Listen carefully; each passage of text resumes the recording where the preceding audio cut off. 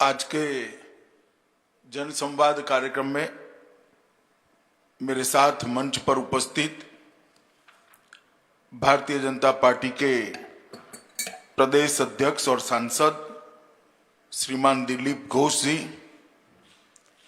हमारे राष्ट्रीय सह संगठन मंत्री श्रीमान शिव प्रकाश जी, हमारे राष्ट्रीय महामंत्री और बंगाल के प्रभारी जिन्होंने बंगाल के संगठन के अंदर अपने परिश्रम से जान फूंकी है, ऐसे श्री कैलाश विजयवर्गीय जी, केंद्रीय मंत्री श्रीमान बाबुल सुप्रियो जी, बहन देवर्षि चौधरी जी, भारतीय जनता पार्टी के वरिष्ठ नेता आहलूवालिया जी, बंगाल भारतीय जनता पार्टी के वरिष्ठ नेता श्री मुकुल रॉय जी, भारतीय जनता पार्टी के राष्ट्रीय सचिव श्री राहुल सिन्हा जी, स्वपन दास गुप्ता जी, श्री अरविंद मेनन जी, और इस वर्चुअल रैली में टेक्नोलॉजी के माध्यम से मेरे साथ जुड़े हुए करोड़ों देश और विदेश के बंगाल के नागरिक और भारतीय जनता पार्टी को मैं प्रणाम कर कार्यकर्ताओं को मैं प्रणाम कर मेरी बात की शुरुआत करना चाहता हूं। मैं आज बंगाल के साथ, बंगाल की जनता के साथ जन संवाद का ये जो कार्यक्रम है, वो कार्यक्रम में सबसे पहले बंगाल की पवित्र भूमि को प्रणाम करना चाहता हूं, जिस भूमि में रामकृष्ण परमहंस, श्री विवेकानंद जी, रविंद्रनाथ टैगोर, सुभाष चंद्र बोस, राजा राम मोहन रॉय, ईश्वर चंद्र विद्यासागर, प्रणवानंद जी, बंकिम बाबू, श्यामा प्रसाद मुखर्जी, बटुकेश्वर दत्त, सूर्यसेन, हरिचंद और गुरुचंद ठाकुर जैसे अनेक लोगों ने भारतीयता को, भारतीय संस्कृति को और बंगाल के संस्कार को न केवल भारत, दुनिया के अंदर उजागर करने का काम किया है। मैं सभी बंग भूमि के, जहां बंग भूमि ने जिन्होंने जन्म लिया, ऐसे सभी महानुभावों को प्रणाम कर मेरी बात करना चाहता हूं। आज सबसे पहले बंगाल के अंदर और देश में कोविड महामारी के प्रकोप से जिन्होंने अपनी जान गंवाई है और बंगाल के अंदर अम्फान साइक्लोन के कारण जिन लोगों की जान गई है, वो सभी की आत्मा की चिर शांति के लिए मैं प्रभु के सामने प्रार्थना करता हूं। साथ साथ 2014 से बंगाल के अंदर परिवर्तन के लिए राजनीतिक संघर्ष करते करते 100 से ज्यादा भारतीय जनता पार्टी के कार्यकर्ताओं ने अपनी जान गंवाई है। मैं बहुत संवेदना के साथ आज उस 100 कार्यकर्ताओं के परिवारों को सलाम करना चाहता हूं कि आपके परिवार का त्याग, आपके परिवार का बलिदान सोनार बांग्ला के निर्माण में एक महत्वपूर्ण पड़ाव है, इसका बहुत योगदान है। और जब भी बंगाल के अंदर परिवर्तन का इतिहास लिखा जाएगा, आपके परिजनों ने जो बलिदान दिया है उसको स्वर्णिम अक्षर से लिखा जाएगा। आज मैं देश भर के कोरोना वॉरियर को भी बड़े सम्मान के साथ सैल्यूट करना चाहता हूं, जिन्होंने अपनी जान को जोखिम में डालते हुए अन्य की जान को बचाने के लिए कोरोना के खिलाफ लड़ाई लड़ने के लिए बाहर आए हैं। और जो भाई बहन पूरे देश भर में बंगाल में कोरोना से ग्रसित है, मृत्यु के खिलाफ, कोरोना के खिलाफ जंग लड़ रहे हैं, मैं इन सबको भी अपनी शुभकामनाएं देना चाहता हूं कि आप जल्दी स्वस्थ होइए और सोनार बांग्ला के अभियान के अंदर, सोनार बांग्ला के निर्माण के अंदर जुड़ जाइए और बंगाल के अंदर परिवर्तन की ये लड़ाई के अंदर जुड़ जाइए। मैं आज इस वर्चुअल रैली की कल्पना के लिए भारतीय जनता पार्टी के राष्ट्रीय अध्यक्ष और देश के प्रधानमंत्री मोदी जी दोनों को बहुत बहुत साधुवाद देना चाहता हूं, क्योंकि कोरोना की महामारी के समय जब सोशल डिस्टेंसिंग रखकर बात करनी होती है, उस वक्त टेक्नोलॉजी के माध्यम से जनसंपर्क और जनसंवाद का जो रास्ता नड्डा जी ने ढूंढा है। मुझे पूरा भरोसा है कि कोरोना महामारी भी भारतीय जनता पार्टी की संगठन की यात्रा को रोक नहीं पाएगी। देश में 75 से ज्यादा वर्चुअल रैली के माध्यम से देश भर की जनता और देश भर के कार्यकर्ताओं का जो संपर्क करने का हमने अभियान चलाया है, वो अभियान जरूर आने वाले दिनों में अपनी असर दिखेगा। मैं बंगाल की जनता को विशेषकर धन्यवाद करना चाहता हूं, क्योंकि आज ये वर्चुअल संवाद, जनसंवाद, बंगाल की जनता के साथ जनसंवाद जो है, मोदी जी की सरकार के 1 साल की समाप्ति के लिए है। मैं बंगाल की जनता को ये कहना चाहता हूं कि भले भारतीय जनता पार्टी को 303 सीटें देश भर से मिली है, मगर मेरे जैसे कार्यकर्ता के लिए सबसे महत्वपूर्ण सीटें हैं बंगाल की 18 सीटों पर भारतीय जनता पार्टी का विजय। क्योंकि पूरे देश भर के अंदर जब लोकतंत्र की नींव मजबूत हुई है, लोकतंत्र ने अपनी जड़ें जमाई है, एकमात्र बंगाल ऐसा राज्य है जहां आज भी राजनीतिक हिंसा का कारोबार चल रहा है, राजनीतिक हिंसा की बोलबाल चल रही है, और राजनीति के अंदर हिंसा का प्राधान्य हिंदुस्तान के किसी भी प्रदेश के अंदर नहीं होना चाहिए। हमने आह्वान किया था बंगाल की जनता को कि आप मोदी जी के हाथ मजबूत करिए, मोदी जी के साथ जुड़िए, मोदी जी के साथ महान भारत बनाने के एक अभियान के अंदर साथ दीजिए। और मुझे बहुत आनंद है, बहुत विशेष आनंद है कि बंगाल की जनता ने भारतीय जनता पार्टी और मोदी जी की ये अपील को स्वीकार करते हुए 42 में से 18 सीटें देकर मोदी जी को पूर्ण बहुमत के साथ प्रधानमंत्री बनाया। और ये जो आपका दिया हुआ हौसला है, आपका दिया हुआ आशीर्वाद है, मैं आपको विश्वास दिलाना चाहता हूं कि भारतीय जनता पार्टी सिर्फ आंदोलन करने के लिए बंगाल के मैदान में नहीं आई। भारतीय जनता पार्टी सिर्फ राजनीतिक दल के विस्तार के लिए बंगाल के मैदान में नहीं उतरी है। भारतीय जनता पार्टी बंगाल के अंदर हमारे संगठन की नींव मजबूत करना तो चाहती ही है, परंतु भारतीय जनता पार्टी फिर से संस्कारित बंगाल बनाना चाहती है, हमारा सोनार बांग्ला फिर से बनाना चाहती है, और हम एक मजबूती के साथ बंगाल की जनता के साथ खड़े हैं। मित्रों, आज ये जो वर्चुअल रैली है, ये रैली टेक्नोलॉजी के माध्यम से भारतीय जनता पार्टी की कार्य संस्कृति और कार्य पद्धति को आगे बढ़ाने का एक रास्ता है। भारतीय जनता पार्टी लोकतांत्रिक तरीके से लोकतंत्र के अंदर अपने विचार का, अपनी विचारधारा का विस्तार करने में विश्वास रखने वाली पार्टी है। जब विचारधारा का, अपने स्वप्नों का विस्तार करना होता है तो जनसंपर्क और जनसंवाद बड़े महत्वपूर्ण होते हैं। भारतीय जनता पार्टी का यह कार्य संस्कृति रहा कि जहां जहां जनादेश मिला, हमने हमेशा के लिए अपने हिसाब देने के लिए जनता के सामने हम जाते रहे। 1 साल हो, 2 साल हो, 3 साल हो, 4 साल हो, 5 साल हो, हम जनता के सामने गए और हमारा हिसाब दिया। हम वो दलों में से नहीं है जो 10-10 साल तक बैठते हैं फिर भी शिकायतें ही करते रहते हैं। भाई, सत्ता आपको दे दी, सरकार आपको दे दी और हालत नहीं संभल रहे हैं तो केंद्र पर हमले करना, हम वो दल नहीं है।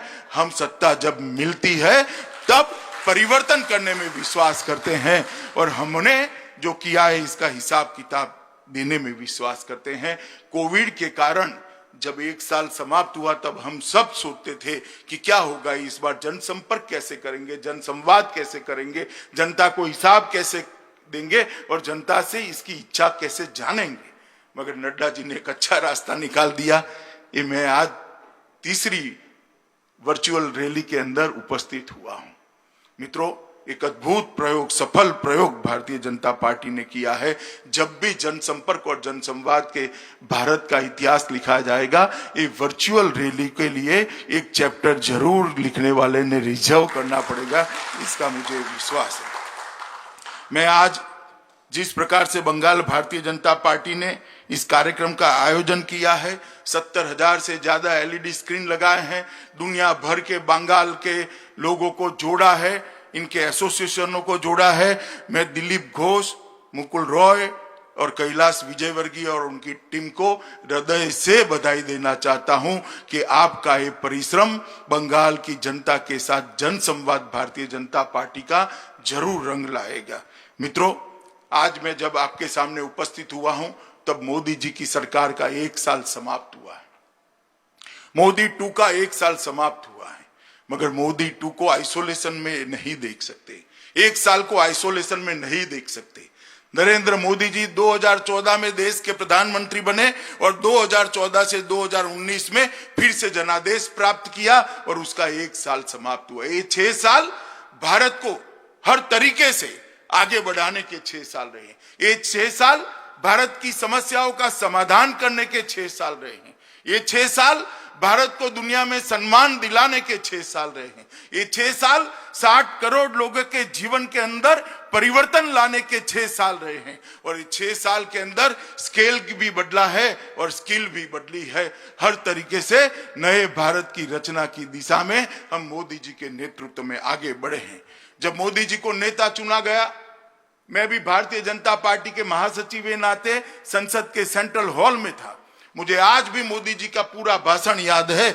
उन्होंने भाषण की शुरुआत में ही कहा था कि भारतीय जनता पार्टी की सरकार, ये मेरी सरकार जो ऐतिहासिक जनादेश लेकर आई है, वो गरीबों की सरकार होगी, दलितों की सरकार होगी, आदिवासियों की सरकार होगी, पिछड़ों की सरकार होगी। दूसरे दिन अखबारों ने, ढेर सारे अखबारों ने अपने कमेंट्स लिखे थे कि सब ऐसा कहते हैं मगर गरीबों के लिए कुछ नहीं होता।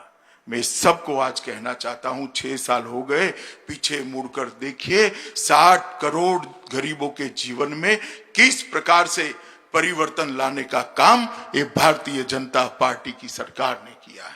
मित्रों, मैं आपको बताना चाहता हूं कि मोदी जी ने सबसे पहले 60 करोड़ गरीबों के घर में, जिनके पूरे परिवार के पास बैंक अकाउंट नहीं था, उसके घर में बैंक अकाउंट पहुंचाने का काम किया और ये जनधन योजना के माध्यम से बैंक अकाउंट पहुंचाया। 31 करोड़ बैंक अकाउंट खोले गए।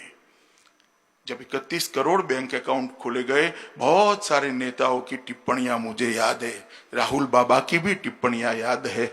बैंक अकाउंट खोलकर करोगे क्या, अंदर रखोगे क्या? राहुल बाबा, जिसकी दृष्टि वक्र होती है उसको वक्र ही दिखाई पड़ता है। मैं सिर्फ आगे की बात नहीं करता, कोरोना के वक्त मोदी जी ने जो राहत भेजी है वो ही कहना चाहता हूं। 51 करोड़ लोगों के बैंक अकाउंट के अंदर 53 करोड़ों रुपया मोदी जी ने सीधा डीबीटी के माध्यम से पहुंचाने का काम किया है। मित्रों, ये पैसा अगर अकाउंट न होता तो किस तरह से पहुंचा? हर घर में जनधन अकाउंट खोला। 50 करोड़ भारतीयों के जीवन के अंदर स्वास्थ्य की सुविधाएं नहीं थी। 50 करोड़ भारतीयों के अगर बीमारी आ जाती है तो ईश्वर ही मालिक होता था। परंतु जब मोदी जी आयुष्मान भारत योजना लेकर आए, 50 करोड़ भारतीयों के जीवन में एक नया उजाला आया। 5 लाख रुपए तक का स्वास्थ्य का पूरा खर्चा आज नरेंद्र मोदी सरकार उठा रही है। और मुझे कहते हुए आनंद है, 3 साल से कम समय के अंदर लगभग 1 करोड़ भारतीयों ने अपने ऑपरेशन इस योजना के माध्यम से सफलतापूर्वक कराया है और एक भी पैसे का खर्चा उनको नहीं लगा है। ये बंगाल के सारे कार्यकर्ता ताली बजा रहे हैं, खुशी व्यक्त कर रहे हैं, मगर बंगाल को इसका फायदा नहीं मिलता है क्योंकि मोदी जी लोकप्रिय न हो जाए इसके डर से ममता दीदी आयुष्मान भारत योजना को बंगाल की धरती पर उतारना नहीं चाहती। मैं पूछना चाहता हूं ममता दीदी से, क्या बंगाल के गरीब का अधिकार नहीं है? क्या बंगाल के गरीब को अपने बूढ़े बाप का छोटे बच्चे की इलाज कराने का अधिकार नहीं है? आयुष्मान भारत योजना से बंगाली क्यों विमुख है? आपकी राजनीति करने के लिए बहुत सारे मैदान है ममता जी, कोई मैदान आप तय कर दो, कर लेंगे 2-2 हाथ। गरीबों के अधिकार को आप क्यों रोक कर बैठे? और मैं आज बंगाल की जनता को कहना चाहता हूं, ये सरकार बंगाल के गरीबों के अधिकार को रोक कर बैठी। हम किसानों को पैसा भेजना चाहते हैं, किसानों की सूची नहीं मिलती। हम गरीबों को आयुष्मान भारत योजना के माध्यम से 5 लाख तक स्वास्थ्य का खर्चा देना चाहते। आयुष्मान भारत योजना बंगाल के अंदर लागू नहीं होती। किस प्रकार की व्यवस्था आप कर, राजनीति की भी एक हद होती है और आप हमें कह रही है हम राजनीति कर रहे हैं। देश भर ने आयुष्मान भारत योजना स्वीकार ली, अंत में अरविंद केजरीवाल जी ने भी स्वीकार ली, मगर ममता दीदी आप क्यों नहीं स्वीकार रही हो? बंगाल की जनता आपको पूछना चाहती है और मैं भी पूछना चाहता हूं, मगर मैं बंगाल वालों को आश्वस्त करना चाहता हूं, चुनाव समाप्त होने दीजिए। भारतीय जनता पार्टी के मुख्यमंत्री के शपथ के 1 ही मिनट के बाद आयुष्मान भारत योजना वहां पर लागू होगी। देश के अंदर गरीब के लिए गैस सिलेंडर एक स्वप्न था। गरीब मां, गरीब महिला, गरीब बच्ची टहनिया कंडा जलाकर अपने खाना पकाती थी, धुएं से त्रस्त हो जाती थी। नरेंद्र मोदी सरकार ने 8 करोड़ गरीब माताओं के घर में गैस का सिलेंडर भेजा और 8 करोड़ घरों को धुएं से मुक्त करने का काम ये भारतीय जनता पार्टी की नरेंद्र मोदी सरकार ने किया है। मित्रों, मैं कहना चाहता हूं कि 8 करोड़ माताओं का आशीर्वाद आज नरेंद्र मोदी जी के साथ है। देश में आजादी के 70 साल के बाद 20,000 गांव ऐसे थे जहां पर बिजली ही नहीं थी। 2.5 करोड़ से ज्यादा घर ऐसे थे जहां लालटेन जलती थी। नरेंद्र मोदी जी ने दर्द को समझा कि 70 साल हो गए, लोकतंत्र के मायने ही क्या रह जाते थे जब 70 साल के बाद भी कोई गांव में बिजली का खंभा भी न हो, कोई घर के अंदर बिजली का बल्ब न लगे। मोदी जी ने योजना बनाई, सौभाग्य योजना। 2.5 करोड़ गरीबों के घर में मुफ्त बिजली का कनेक्शन पहुंचा और धुएं की जगह अंधेरों को भी घर से बाहर निकालने का काम भारतीय जनता पार्टी के नेता और देश के प्रधानमंत्री नरेंद्र मोदी। देश के 2.5 करोड़ लोग ऐसे हैं, 2.5 करोड़ परिवार ऐसे जिन्होंने पहली बार बिजली देखी है। 10 करोड़ परिवार ऐसे थे जिनके घर में शौचालय नहीं थे। महिला हमेशा, घर की माताएं, बहनें, बच्चियां हमेशा शर्मसार होती थी। ये 10 करोड़ घरों के अंदर शौचालय पहुंचाकर ये महिलाओं को सम्मान देने का काम भारतीय जनता पार्टी की नरेंद्र मोदी सरकार ने किया है।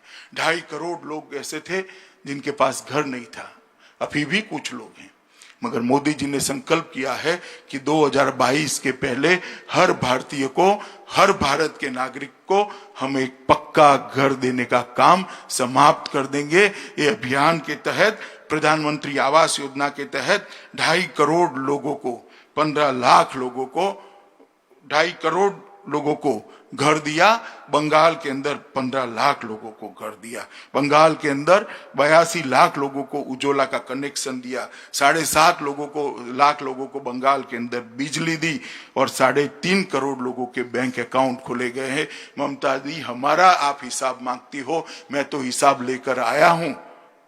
आप कल जरा एक प्रेस कॉन्फ्रेंस कर आपके 10 साल का हिसाब दीजिएगा और ध्यान से दीजिएगा, कहीं बम धमाकों की संख्या मत बता दीजिएगा, बंद फैक्ट्रियों की संख्या मत बता दीजिएगा, भाजपा के मार दिए कार्यकर्ताओं की संख्या मत बता दीजिएगा। हिसाब लाना है तो विकास का लेकर आइए। ममता दी, मैं आपको कहता हूं, कल आप हिसाब लेकर आइए। भारत का गौरव मोदी जी ने दुनिया के अंदर बढ़ाने का काम किया। एक साथ 100 से ज्यादा उपग्रह छोड़ने वाला दुनिया में सर्वप्रथम राष्ट्र भारत बना। जीएसटी, इतने बड़े लोकतंत्र के अंदर 130 करोड़ की जनसंख्या और इतने बड़े आकार के अंदर 30 से ज्यादा राज्यों के यूनिट के अंदर जीएसटी को सर्वसहमति के साथ लगाकर दुनिया का सबसे बड़ा बिक्री कर सुधार भारतीय जनता पार्टी की नरेंद्र मोदी सरकार ने किया। मित्रों, एक जमाना था जब यूपीए की सरकार यहां पर चलती थी और यूपीए की सरकार चलती थी तब पाकिस्तान से हर रोज आतंकवादी घुसते थे, हमारे जवानों के सर काट कर ले जाते थे। दिल्ली के दरबार में कोई उफ तक नहीं करता था, माथे पर जूं नहीं रेंगती थी। आप लोगों ने नरेंद्र मोदी जी को 2014 में अधिकार दिया, भारतीय जनता पार्टी की सरकार बनी, उरी और पुलवामा में आतंकवादियों ने हमला किया, मगर इस बार स्थिति बदल गई थी। प्रधानमंत्री नरेंद्र मोदी थे, भारतीय जनता पार्टी की सरकार थी। कुछ ही दिनों में सर्जिकल स्ट्राइक और एयर स्ट्राइक कर कर पाकिस्तान के घर में घुसकर अपने जवानों के खून का बदला लेकर अपने नर बांकुरे वीर बांकुरे वापिस आए और दुनिया भर के अंदर एक संदेश भेजा कि भारत के जवानों का खून सस्ता नहीं है। अगर कोई हमारे इस जवानों के साथ छेड़खानी करेगा तो उसको परिणाम भुगतने पड़ेंगे। और मित्रों, इससे एक आतंकवाद के खिलाफ जीरो टॉलरेंस का संदेश गया है। और दूसरा टर्म शुरू होते ही 70 साल से कई मुद्दे ऐसे थे जिनको कोई छूने की हिम्मत नहीं करता था। वो मुद्दे देश की एकता और अखंडितता के साथ जुड़े थे, देश की सुरक्षा के साथ जुड़े थे। देश का हर नागरिक और बंगाल का तो हर नागरिक विशेषकर चाहता था कि कश्मीर के अंदर धारा 370 और 35A को हटा दिया जाए, क्योंकि बंगाल के ही नेता थे, बंगाल के ही सुपुत्र थे श्यामा प्रसाद मुखर्जी, जिन्होंने अपने जीवन का बलिदान कश्मीर में 370 के आंदोलन के लिए कश्मीर की भूमि पर दिया। और हम भारतीय जनता पार्टी के कार्यकर्ताओं के लिए गौरव है कि हमारी पार्टी के पहले राष्ट्रीय अध्यक्ष ने कश्मीर के लिए कश्मीर की भूमि पर बलिदान दिया था। और मैं तो जब से कार्यकर्ता बना 14 साल की उम्र से, तब से नारे लगाते थे हम लोग कि जहां हुए बलिदान मुखर्जी वो कश्मीर हमारा है। मगर एक कसक रह जाती थी, दिल में एक दर्द रह जाता था कि धारा 370 और 35 है, तब तक कश्मीर हमारा नहीं है। और मित्रों, मोदी जी ने अगस्त महीने में 2019 में संसद के अंदर बिल पारित कराया और धारा 370 और 35A को उखाड़ कर फेंक दिया और आज कश्मीर भारत माता का मुकुट बनी।